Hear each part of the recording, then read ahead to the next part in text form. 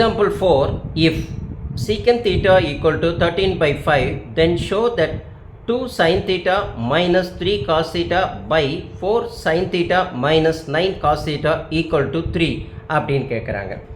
இதுக்கு previous sums எல்லாம் trigonometrical ரேஷியோஸை சிக்ஸும் கண்டுபிடிங்க அப்படின்னு கேட்டாங்க. இப்போ எப்படின்னா ஒரு கான்செப்ட் ஒன்று கொடுத்துட்டு எல்ஹெச்எஸ் ஆர்ஹெச்எஸ்ஸை ப்ரூவ் பண்ணி காமிங்க அப்படின்னு கேட்குறாங்க. இப்போ நம்மளை பொறுத்த வரைக்கும் நம்ம என்ன செய்யணும், சீக்கன் தீட்டா ஈக்குவல் டு 13/5 அப்படின்றது என்னது கிவன் இல்லைங்களா. அங்கே சீக்கன் தீட்டா ஈக்குவல் டு 13/5. அப்போ ஹைப்போட்டினஸ் பை அட்ஜசன்ட் சைட் நம்மளே ஒரு ரைட் ஆங்கிள் ட்ரையாங்கிள் ஒன்று போட்டுக்கிறோம். அந்த ரைட் ஆங்கிள் ட்ரையாங்கிள் போட்டுட்டு அதுக்கு ஏபிசி அப்படின்னு பேர் கொடுத்துட்டு அந்த ஏக்கு ஆப்போசிட் சைடில் இருக்கிறது தான் எப்போயுமே 90 டிகிரிக்கு ஆப்போசிட்டில் இருக்கிறதா எப்போயுமே ஹைப்போட்டினஸ் பார்க்குறோம் இல்லைங்களா. அப்போ பிஏ தான் நம்ம என்ன செய்கிறோம், தீட்டாவை கன்சிடர் பண்ணிக்கிறோம். பிஏக்குன்னா இது ஆப்போசிட் சைடாக இருக்கும், இது அட்ஜசன்ட் சைடாக இருக்கும். தீட்டா வர ஒரு சைடு வந்து அட்ஜசன்ட் சைடாகவும் ஆப்போசிட்டில் இருக்கிறது ஆப்போசிட் சைடாகவும், புரியுதுங்களா. இந்த 90 டிகிரிக்கு ஆப்போசிட்டில் இருக்கிறது ஹைப்போட்டினஸாக எப்பயுமே வரும்ன்றது நம்ம டயக்ராமில் மென்ஷன் பண்ணிட்டோம் இல்லைங்களா. அவங்க கொடுத்துருக்கிறது என்ன கொடுத்துருக்காங்க, சீக்கண்ட் அப்படின்னு கொடுத்துருக்காங்க. சீக்கண்ட்னா எதோட தான் நம்மளுக்கு வரும் அப்படின்னு நம்ம ஃபஸ்ட்டு புரிஞ்சுக்கணும். காசு இருக்குது பார்த்தீங்களா, காசோட ரெசிப்ரோக்கல் தான் என்னது சீக்கண்ட் இல்லைங்களா. அப்போ நம்ம காசு கண்டுபிடிக்கிறோம்.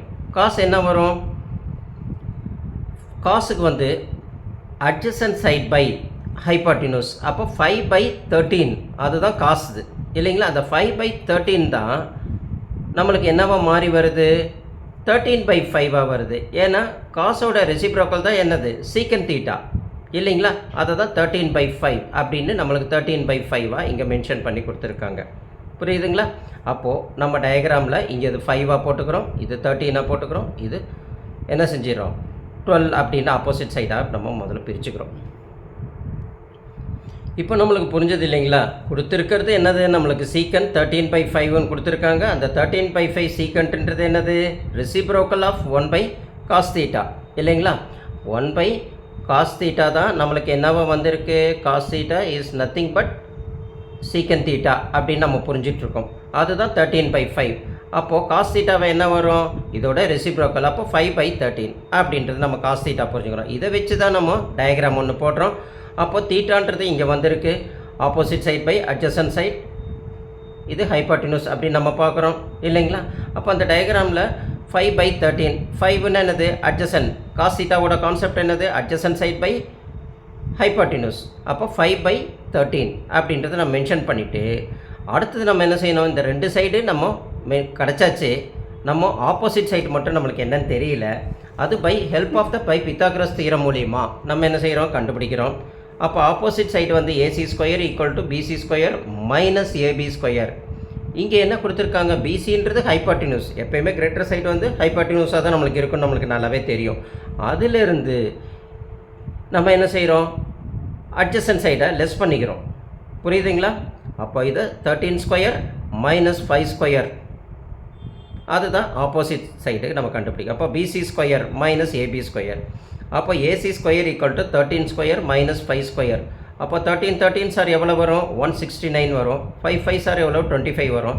இந்த ஏசியில் ஸ்கொயர் எடுத்துகிட்டு இங்கே ஸ்கொயர் ரூட்டாக போட்டுக்கோங்க. அப்போ AC equal to square root of 169/-25 equal to நம்மளுக்கு எவ்வளோ கிடைக்கும், 144 அப்படின்னு கிடைக்கும். அப்போ ரூட் ஆஃப் 144 எவ்வளவு, ஏசி ஈக்குவல் டு 12. அப்போ நம்மளுக்கு தேர்ட் சைடு ஆப்போசிட் சைடும் கிடச்சாச்சு. ரெண்டு சைடு தான் அவங்க கொடுத்துருந்தது, அதை தான் நான் பிளாக்கில் மென்ஷன் பண்ணியிருக்கேன். நம்ம கண்டுபிடிச்சதை வந்து நான் ரெட்டில் மென்ஷன் பண்ணியிருக்கேன். ஸோ இப்போ ஆப்போசிட் சைடும் தெரிஞ்சாச்சு. இப்போது நம்மளுக்கு தேவையானது என்னது, சைன் தீட்டாவை கண்டுபிடிக்கணும், காஸ் தீட்டாவை கண்டுபிடிக்கணும். இந்த எல்ஹெச்எஸ் சைடில் இருக்கிற இந்த வேல்யூவுக்கு அப்ளை பண்ணி அது எல்ஹெச்எஸ் வந்து ஆர்ஹெச்எஸ்ஸாக 3ன்றதை கொண்டு வந்து காமிக்கிறோம். அது எப்படின்றத இப்போ நம்ம பார்க்க போகிறோம். இப்போ கொடுத்துருக்கிற இந்த 3 சைட்ஸில் வச்சு நம்ம சைன் தீட்டாக்கு என்ன கான்செப்ட், ஆப்போசிட் பை ஹைப்போட்டினஸ்.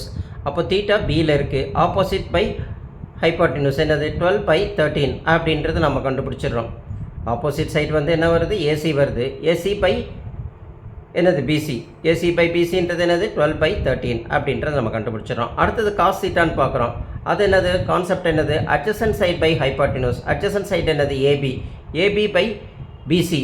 அப்போ ஏபி இப்போ என்னது 5/13. அப்போ 5/13 அதுதான் காஸ் தீட்டா. அப்போ சைன் தீட்டா கண்டுபிடிச்சாச்சு, காஸ் தீட்டா கண்டுபிடிச்சாச்சு. இப்போ கிவன் என்ன கொடுத்துருக்காங்க, 2 sin theta minus 3 cos theta by 4 sin theta minus 9 cos theta equal to 3 அப்படின்னு கொடுத்துருக்காங்க. இப்போ நம்ம கொடுத்துருக்கிற வேல்யூஸை தூக்கி இதில் சப்ஸ்டியூஷன் பண்ணி நம்ம போட்டு பார்க்குறோம். 2க்கு பதில் 2 அப்படியே போட்டுடுறோம். சைன் தீட்டாக்கு பதில் 12/13 இருக்குது இல்லைங்களா, அந்த 12/13 அப்படியே நம்ம இங்கே சப்ஸ்டியூஷன் பண்ணிக்கிறோம். புரியுது இல்லைங்களா, இதுதான் நம்ம இங்கே சப்ஸ்டியூஷன் பண்ணிக்கிறோம். இன்ஸ்டெட் ஆஃப் சைன் தீட்டாக்கு பதில் இந்த 13/12/13 அங்கே நம்ம சப்ஸ்டியூஷன் பண்ணிக்கிறோம். மைனஸுக்கு மைனஸ் போட்டுறோம், 3க்கு 3 போட்டுக்கிறோம். காஸ் தீட்டாக்கு பதில் 5/13 அதுதான் அங்கே வந்திருக்க வேல்யூ, அதனால் 5/13 அதை அப்படியே போட்டுடுறோம். 4 போட்டுறோம். இன்ட்டு சைன் தீட்டாக்கு பதில் நம்ம என்னது 12/13 அதையும் அப்படியே போட்டுக்கிறோம். புரியுது இல்லைங்களா. அடுத்து மைனஸுக்கு மைனஸ் போட்டுறோம், 9க்கு 9 ஆசிட்டிஸ் அப்படியே போட்டுறோம். இன்ட்டு காஸ் தீட்டாக்கு பதில் என்னது 5/13 அதையும் நம்ம அப்படியே போட்டுறோம். இப்போ எல்லாத்தையுமே நம்ம என்ன செய்கிறோம், சப்ஸ்டியூஷன் பண்ண வேல்யூஸை சிம்பிளிஃபை பண்ண பார்க்குறோம். 2 × 12 எவ்வளவு 13 24 2 × 12 24/13 மைனஸுக்கு மைனஸ் இங்கே போட்டுடுறோம். 3 5s எவ்வளோ 15/13 அது இங்கே போட்டுடுறோம். அதேமாரி கீழே என்னது 12 × 4 எவ்வளோ 48 என்று போட்டுறோம், /13 போட்டுறோம், மைனஸ் போட்டுறோம். 9 5s எவ்வளோ 45 போட்டுறோம், /13 நம்ம போட்டுறோம் இல்லைங்களா. இப்போது நம்ம ஒரு ரேஷ்னல் நம்பர் இருக்குது அப்படின்னா ஃப்ராக்ஷனாக அதை என்ன செய்யணும், சப்ட்ராக்ஷன் பண்ணணுமோ இல்லை ஆட் பண்ணணுன்னால டினாமினேட்டர் சேமாக இருக்கணும். இங்கே ஆல்ரெடி சேமாக இருக்குது, அதனால் 13 மட்டும் போட்டுட்டு 24 - 15 போட்டோம்னா 24லேருந்து 15 போச்சுன்னா 9/13 அப்படின்னு நம்மளுக்கு கிடைக்கும். அதேமாரி டினாமினேட்டரில் இங்கே இருக்கிறது பார்க்குறோம், 13 வந்து காமனாக இருக்குது, 13 போட்டுறோம். 48 - 45 போடுறோம். இப்போ 48 - 45 நம்மளுக்கு என்ன கிடைக்குது, 48லேருந்து 45 போனால் 3/13 அப்படின்னு கிடைக்குது.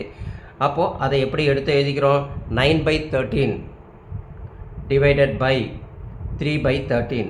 அப்போ 9/13 இது ரெசிப்ரோக்கலாக மாறும்போது 13/3 வந்துடும், மல்டிப்ளிகேட்டிவ் ரெசிப்ரோக்கல்னு சொல்லுவாங்க. அப்போ இது 13 கேன்சல் ஆகிடும், ஒன் டைம் வந்துடும் இல்லைங்களா. இது 1 3s are 3, இது 3 3s are 9. அப்போ 3 × 1 3, 1 × 1 1, அப்போது 3. இது RHS. நம்மளுக்கு இங்கே என்ன கேட்டிருந்தாங்க, LHS தான் எடுத்து நம்ம இவ்வளோ தூரம் கொண்டு வந்தோம். ஆனால் நம்மளுக்கு கிடச்சது என்னது, RHS கிடச்சிச்சு இல்லைங்களா. இப்போ இந்த LHS வேல்யூஸ் தான் நம்ம தூக்கி இங்கே சப்ஸ்டியூஷன் பண்ணோம். அந்த LHS வேல்யூஸில் என்ன இருந்ததோ அதை எடுத்து சப்ஸ்டியூஷன் பண்ணிக்கிட்டே வரும். அது என்னவா மாறிடுச்சு, RHS 3ன்ற வேல்யூ நம்மளுக்கு கிடச்சிது. அப்போது LHS = RHS அப்படின்றது நம்ம ஷோ பண்ணிட்டோம். அங்கே தான் கேட்டிருக்காங்க, தி ஆஸ்க் டு ஷோ, நம்ம ஷோ பண்ணி காமிச்சாச்சு இப்படி வருது அப்படின்ட்டு. ஸோ அதனால் சம்ஸில் புரியலன்னா தயவுசெய்து ஒரு தடவைக்கு 2 தடவை என்ன செய்யுங்க, வீடியோவை போட்டு பாருங்கள். போட்டு நல்லா அழகாக புரிஞ்சிட்டதுக்கப்புறம் நீங்கள் என்ன செய்யுங்க, நீங்கள் ஒரு வாட்டி போட்டு பாருங்கள், மிஸ்டேக் இல்லாமல் அழகாக எழுதுங்க. கண்டிப்பாக உங்களுக்கு ஃபுல் மார்க் கிடைக்கும்.